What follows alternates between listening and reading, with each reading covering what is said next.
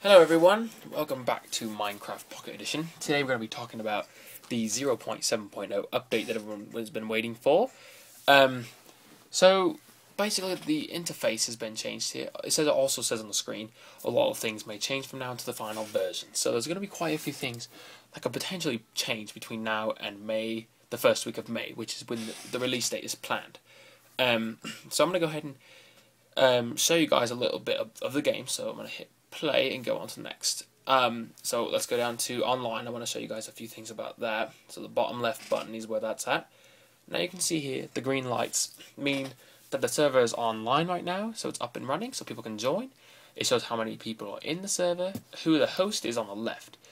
On the top right is a button to manage the server. It's the server settings, so we're going to go there. Now here you see invited people and things like that, those little options. That's currently the only things added, but by the time that the game is released, the first week of May, there will be all the options like blacklists, whitelists, kicking and banning, and all the command things that you need as a server host. So that will all be implemented before it's actually released, so not to worry about that. Now to go back here, I'm going to go back over here, back into the creating worlds right here. Now as you can see, it's all been themed differently now. The world and the organization of it is different. So I'm going to show you a little bit about the creating worlds. So we're going to go in there. And here you go. Here is the new interface for the creating world. So as you can see, the name and seed on the left, it's much easier to type in there now. It's not like it used to be where you got in the seed and it would like get all glitchy and things, and you can change it from creative to survival right there. We're hitting that button.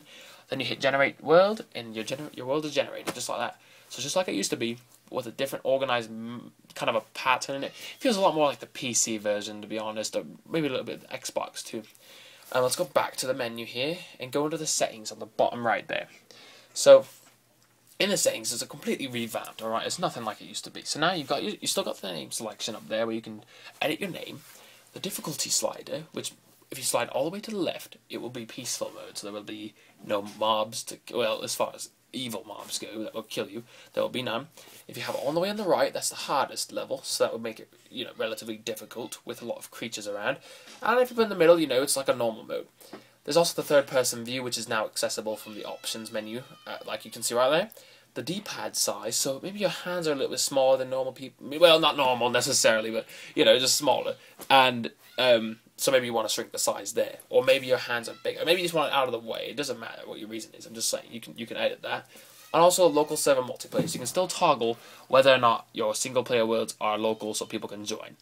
Now the next setting down is for the controls. So here's the sensitivity at the top. So it's by default in the middle. That's the default sensitivity. If you slide all the way right, obviously it's going to be maximized and it's going to be crazy. If you put all the way to the left, it's going to be like grandma style. It's going to take you an hour to turn around in a circle, so you don't want to do that. Now, also the invert y-axis, for those of you that like to play the game backwards, you still can, and also the lefties, you have not been left out. Now, play with touch and split controls. It used to be where you could only select split controls, and play with touch was actually the default, so it didn't even show up. But now it's showing it at more of an equalized level, where you can actually select which one you want, rather than having the default if you don't pick. So you get to pick now. I believe the default will be play with touch, but a lot of people prefer split controls, not only for recording but for actual gameplay. Also the feedback button there, it's not feedback like developer feedback, it's vibrate and destroy blocks. So if your device is like a phone with a vibrational technology inside, it can vibrate when you break blocks. If you have that toggled on, not for tablets, not for iPods, for phones or tablets if they have one built in. Now the next setting is for the graphics on the left. So this is really nice. You can now pick and choose your settings, alright? It used to be like, if you wanted the beautiful sky, and you also wanted to have a short render distance, it was impossible.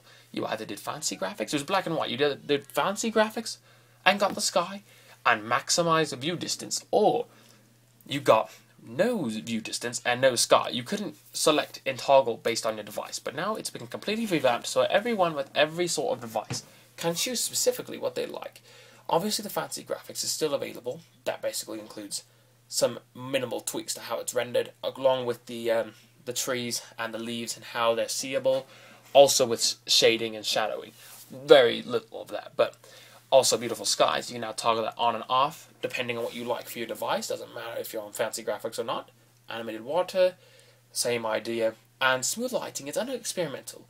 Whether or not it will be when 0.7.0 actually launches is still unknown to this time. Basically, it works on a lot of devices, but some devices that have been tested, it simply didn't work. So that's why it's listed under experimental. It's not guaranteed. Some devices, you turn it on, it looks gorgeous. It looks just like the PC version, really quite nice. But some devices, you turn it on, and there is literally no difference. So that's why it's listed there. It's kind of a, it's kind of a not completely finished button, but hopefully the toggling does work fully by the time it's launched entirely. Now I'm going to go back to the menu, and that is basically all of the 0.7.0. Now we're going to talk about it real quickly. It will be launched in May 1st. It will be for all devices, Apple and Android.